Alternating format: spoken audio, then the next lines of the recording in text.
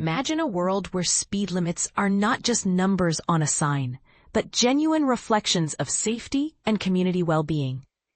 This is the challenge many cities are currently facing as they confront an antiquated rule that determines speed limits based on driver behavior. But here's where it gets controversial.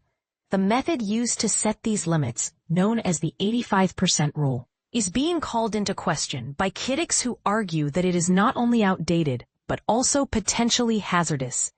In Charlotte, North Carolina, the conversation around lowering speed limits is gaining momentum. While it may seem like a straightforward task, the reality is far more complex. The 85% rule, which has been in place for decades, suggests that speed limits should align with the speeds at which the majority of drivers are traveling.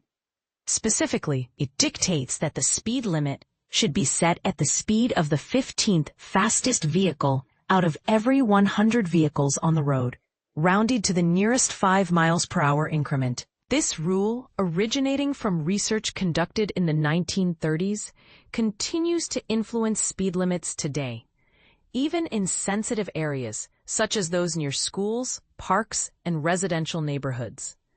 Critics of this approach, including experts like Jenny O'Connell, who serves as the Director of Member Programs for the National Association of City Transportation Officials, argue that this method creates a dangerous cycle. The problem with this approach is it creates this feedback loop, O'Connell explained to the Associated Press. People speed, and then the speed limits will be ratcheted up to match that speed. This cycle can lead to higher speed limits, which may inadvertently encourage even faster driving, particularly in areas where safety should be a priority. In response to these concerns, several cities and states are beginning to rethink the application of the 85% rule. Their focus is shifting towards prioritizing safety, especially in locations with high pedestrian traffic, children, or a history of accidents. For instance, cities like Seattle and Madison, Wisconsin, have taken proactive steps to lower speed limits in residential areas.